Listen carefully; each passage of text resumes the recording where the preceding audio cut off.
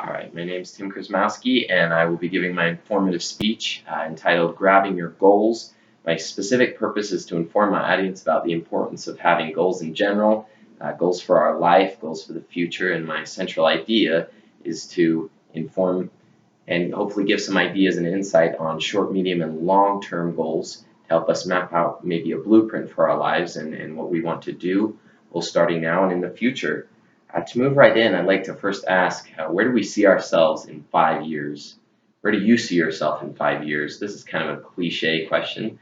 I'm pretty sure almost all of us have been asked this at least at one point in either a survey or maybe a job interview or maybe even an awkward date where you're just kind of asking those questions, trying to see what the other person thinks about just to build a time of conversation. Anyway, this can be kind of a frustrating question for a lot of us. I know it has been for me a lot of time in the past. It's kind of a pain to answer because, well, first of all, I have no idea where I am going to be or even where I want to be in 5 years. It's hard to plan that far ahead.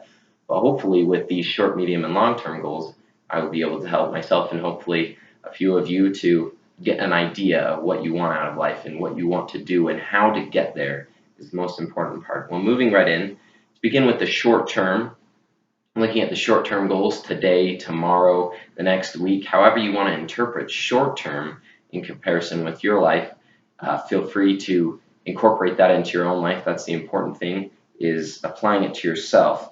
Now, the first thing is understanding and evaluating where we're at right now in our lives, where we are both today, what stage we're in. A lot of us, I know, are in high school, many are in college, on the Snow College side, and some are even beyond college. Share a little story growing up. When I was little, my mom was obsessed with having us using little schedules and little posters that would help us map out our day, help us get an idea of what we were doing that day. That was her favorite question and still is. And today, when I get home from school, every day she asks me, well, how was your day at school and what are you doing now? What's your plan for the day? How are you going to get done what you need to? Now, to move in with my visual aid, I have here with me my little handy dandy poster, and this is my SMART Goals poster.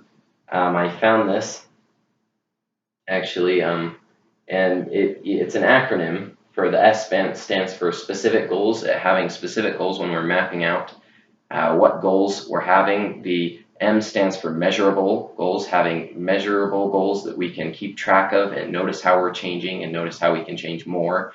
The A stands for achievable, having achievable goals that is really important and bearing in mind things that are hopefully applicable to us. The R in SMART stands for realistic goals, the importance of having goals that will also apply to us. This kind of ties into the achievable, but it also has even a deeper kind of carves out a few ideas. If I wanted to move somewhere else, I have to bear in mind the logistics of that and keep a realistic perspective on it. The T stands for timely, having timely goals, having goals that will apply to us now in our lives and in our stages where we're at right now, looking at that. And that's my visual aid. Moving back into how that applies to short-term goals, we can apply this actually to all of them, medium, short, or long-term goals. But now I'd like to move on to what about the next year? What about our medium-term goals? Looking at those, what happens after the stage we're in right now? Say right now I'm in high school. Well, what happens when I get to college? Am I just going to wait for that to come to me, or am I going to make plans to meet it head on and have an idea of my future, what I want to do and what I want to be? Also looking at maintaining the importance of having medium-term goals in our minds. And it's sometimes easy to write them down for some people. I know my sister's a really big planner. She likes to have things that she plans. For me, at least, that's really hard to do. But also remembering to not let these goals fall into the bridge. Sometimes it's easy to get them caught in between small-term goals and, of course, our big dreams, our aspirations, our hopes, the long-term goals, what we see as successes. But using these medium-term goals as stepping stones to achieve our higher and ultimate goal. Moving right into that, we're going to look at the final picture now, what success is, the long-term goals. And that's kind of the key question is, what do we want to be? What do we want out of life? What's the success that we're looking for?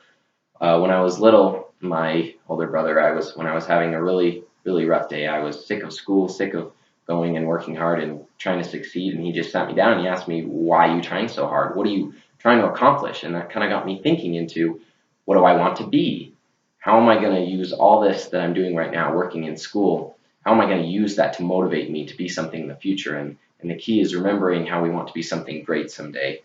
In conclusion, I'd like to wrap up with reminding all of our goals in general, the importance of mapping out our lives, what we want to be, what we want to do.